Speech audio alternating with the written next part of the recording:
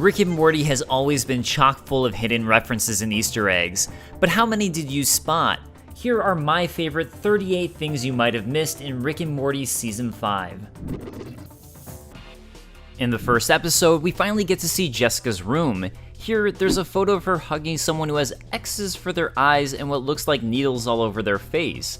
I have no idea who this is supposed to be, but it might say something about her. Later on in this episode, when Hoovy returns home to discover the bones of his dead wife, her layout and his now insane son are a reference to Alfred Hitchcock's Psycho.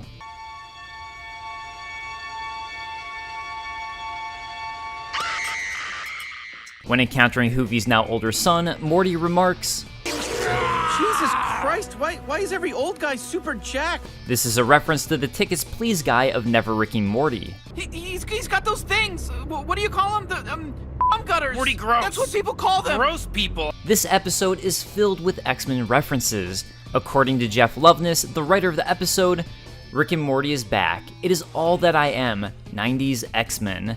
Count the 90s X-Men references. I'm getting old, I'll never be Gambit. While I didn't see any cards being tossed, Adam's training scene in the gym and its style is reminiscent of Gambit training in the Danger Room from the 90s X-Men series, especially considering they both wield a bow staff. The Time Bird we see here is likely a reference to the Cosmic Owl of Adventure Time. Think you got the wrong house, bro. Analysis mode, password 80085. Analysis mode, password 8 =, capital D. These analysis mode passwords are the standard references we all did on a calculator and computer.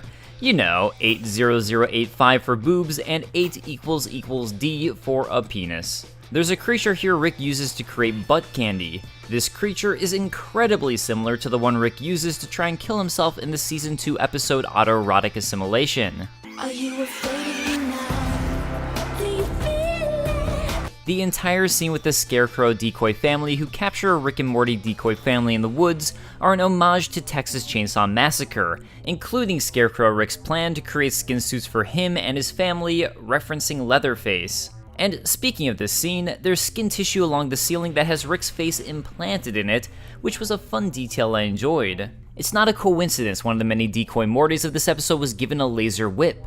This is something Morty specifically requested in the Season 4 episode Primordius. Man, really shouldn't have gone with swords. Yeah, I know. My wrists are killing me. Flamethrowers next time, for sure. Can I get a laser whip? Okay, but there's no way you don't chop your dick off. Not the hardest one to spot, but Morty trying to kill another Morty with the spoon is a callback to Look Who's Purging Now, when Morty tossed Rick a spoon to use in self-defense. The song that plays during the post-credits scene of this episode is Who Wants to Live Forever by Queen, which was originally written for the Sean Connery film Highlander, Rick previously referenced in the episode.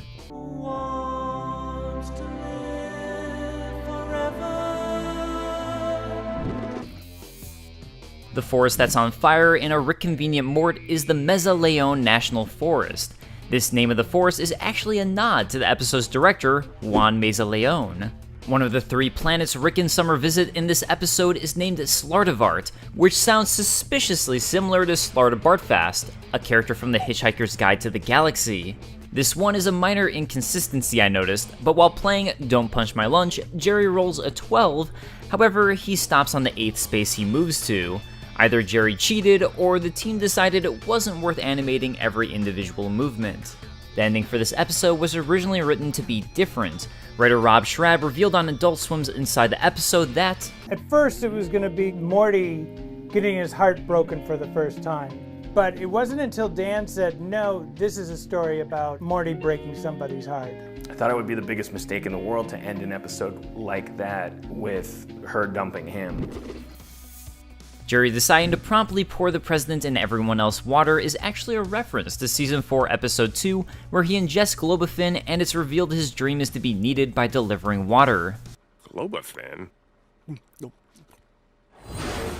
Thanks, I could never lift it up. Just finished my first delivery of the day, 900 more to go.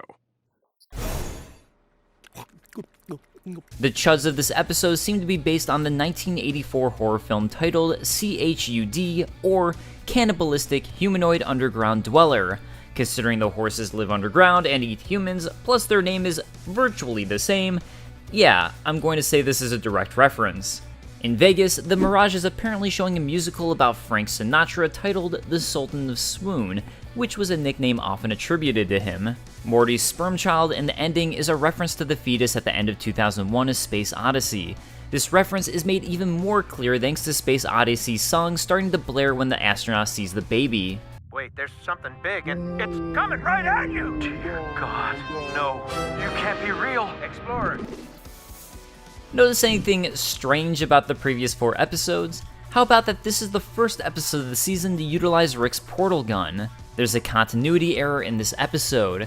At the beginning, when talking to Beth, Rick states, Well, then accept that Friday nights are all about Rick and Jerry. We're buds. However, later on in the episode, Beth tells Summer and Morty, It's still a school night. obviously, Friday nights aren't school nights, so either Beth is just deflecting here, or it was a goof up in the writer's room. The outer space entity Rick's ship has captured and kills looks just like Marvel's Galactus, and is likely a reference to this planet-consuming character. The beginning of the episode, with Rick and Morty trying to steal the Constitution for a hidden treasure map on its back, is a reference to National Treasure, where Nicolas Cage was attempting to do the very same thing, except with the Declaration of Independence. The anti-portal shimmer that the government puts up to block in Rick and Morty is a reference to the shimmer of Annihilation. The Charlie Kaufman reboot of Wizard of Oz is a reference to his film adaptation. That's why I need a brain! I'm doing a terrible job writing this. For adaptation, Charlie Kaufman was trying to adapt the book The Orchid Thief into a film and was struggling so much he instead wrote Adaptation, a film about struggling to write a film adaptation of The Orchid Thief. There's no story. Make one up. Okay, we open with LaRoche. No, we open at the beginning of time. Both Alien and Predator get nods in this episode. The president says, "Stay frosty, gentlemen." Just like from Aliens. But stay frosty. Meanwhile, the ending of the episode has a few references to Predator, when the turkey president starts laughing and explodes, trying to kill the real president via suicide. This is exactly like the ending to Predator.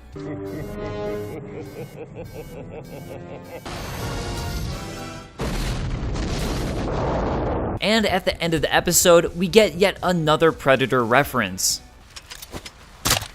Kalaka, Ben Prilogon. The episode is, unsurprisingly, filled with giant mech anime references. The episode as a whole is one giant reference to Beast King Go Lion, or as it's better known in the West, Voltron, with Rick completing his Gotron collection. The fact it's the blue Gotron Rick and Morty find abandoned with the dead pilot is no coincidence, as Go Lion's Blue Lion pilot died in the 6th episode of the anime. When Rick is hiring Kendra to replace Summer, Kendra is reading a magazine titled Gundam, which is a nod to the popular anime franchise Gundam. Meanwhile, the episode title, Gotron Genesis Evangelion, is a reference to the anime Neon Genesis Evangelion. The band Rick is hired to play at his meetup with other Ricks is the very same band, albeit with some different instruments, that played at Bird Person's wedding in the finale to Season 2. The mob references don't stop at Rick meeting up with standard mobster Ricks. The constant voiceover between Rick and Summer just could be a reference to the classic film Goodfellas. When the Gotron puts the giant centipede's legs in buckets filled with cement, this is a reference to the classic gangster mythos of giving their enemies cement shoes. Meanwhile, Rick's rise to power and isolation mimics that of Scarface, with it culminating in Scarface's famous line, Say hello to my little friend! Say hello to my little me. Bang, bang, bang, bang, bang, bang, bang, bang. If you pause, Naruto Smith's bracelet says, Weapon I, Meta 80085, made in Las Vegas. In order, Weapon I is likely a reference to Weapon X from X-Men, the program Wolverine was in that gave him his adamantium skeleton. Similar to episode 2 of this season, Meta 80085 is the calculator equivalent of typing boobs. Finally, Made in Las Vegas is a reference to where Naruto Smith was first conceived during the 4th episode of the season, Rick Dependence Spray. The Federation car Rick and crew steal strongly resembles a warthog from the Halo series. Rick, Bird Person, and Squanchy forming a band at Birding Madness, a reference to Burning Man, is actually explaining a photo we saw back in Season 2's Get Swifty. In this episode, Bird Person shows Morty a number of photos, including one showing them in a band called the Flesh Curtains. This is how that began. On Morty's long to-do list for fixing places Rick and Morty have gone to on their adventures, but just left to rot afterwards, is Return Conch, referencing the first episode of this season when Rick has Summer steal Mr. Nimbus's conch. On Rick's Wheel of Better Things Than Morty, he has Jerry, which is a spin again option, Garbage Goober, who we met this episode, half a Paul Giamatti, Gene with Donkey Brains, 2 Crows, Sentient Bag of Meat, and Kyle 2.0, which may just be a reference to a previous sidekick mentioned by Mr. Nimbus in the first episode. While the beginning of the episode itself is a reference to the Cartoon Network show Samurai Jack, visually, Rick resembles D of the anime Vampire Hunter D. Rick Stan Lee popping out of the corner is a reference to a thing Marvel Comics would frequently do, in which an editor's note from Stan Lee would appear telling readers which comics certain plot points came from. Also, Rick Stan Lee gets this wrong. Check out Season 1, Episode 9, Rickheads. Excelsior! Due to the pilot episode technically being the first episode of Season 1, Closer Encounters of the Rick Kind actually aired as Season 1, Episode 10. During Rick's backstory and memories, the scene of Rick eating ramen at a cafe in a cyberpunk city is a reference to Blade Runner, in which Deckard does the same.